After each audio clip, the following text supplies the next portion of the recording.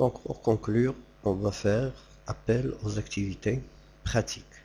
Donc ici, pour les activités pratiques, on va essayer de travailler avec des logiciels de simulation. Essayons de faire des simulations.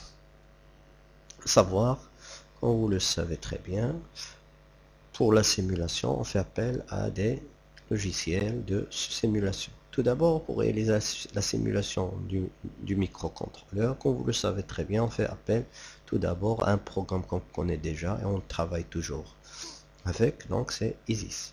Donc ISIS, vous savez très bien, qui permet de réaliser des schémas, de réaliser la simulation, tracer des graphes et ainsi de suite. Mais pour la programmation des microcontrôleurs, on fait appel à un logiciel de développement et de programmation des microcontrôleurs qui est fourni par le fabricant des microcontrôleurs de type PIC, Microchip, donc la société Microchip. Ça nous permet de fournir ce logiciel de développement qui s'appelle MPLA, qui est accessible sur internet et qu'on peut le télécharger gratuitement. Donc en associant ces deux logiciels, on peut réaliser en finale la simulation. Vous savez très bien travailler avec ISIS, donc maintenant on va s'intéresser comment télécharger MPLAB et comment l'installer sur notre ordinateur. C'est très simple, mais c'est pas grave de faire un petit tutoriel pour voir comment ça se passe. Donc tout d'abord, on va parler de l'étape de téléchargement. Donc pour télécharger ce logiciel, vous trouvez le lien de la page en bas sur la description du vidéo. Donc ensuite, quand la page s'ouvre, on cherche, on a cliqué sur télécharger MPLA v 8.00. À savoir pourquoi on a choisi la version 8.00.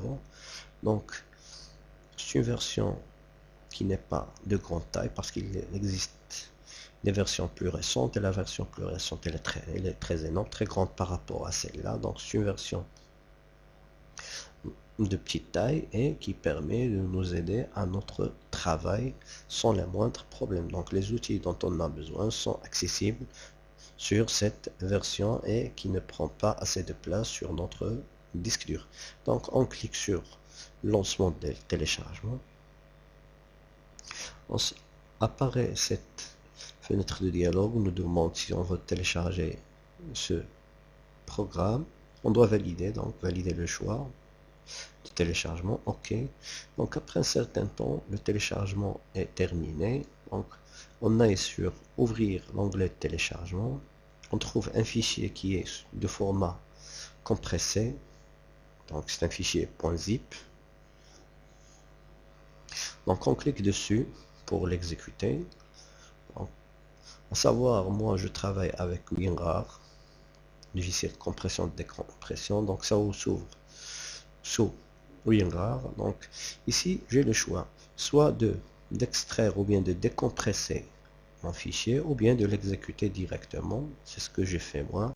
Je l'ai exécuté directement en cliquant deux fois ou bien appuyant sur entrée, choisir le fichier appuyant sur entrée. Ensuite ça commence l'installation. Donc pour celle-là, pour la demande, je mets suivant, next. De même ici, j'accepte les termes du contrat. Ensuite, j'appuie sur next.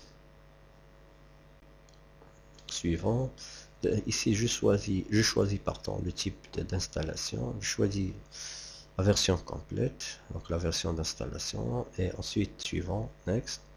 De même, ici, ça nous permet de définir l'emplacement où je veux mettre, où il va être installé mon programme. Donc je choisis, soit je le laisse par défaut ou bien je choisis l'emplacement qui me convient. Ensuite quand je réalise ça, je mets suivant encore.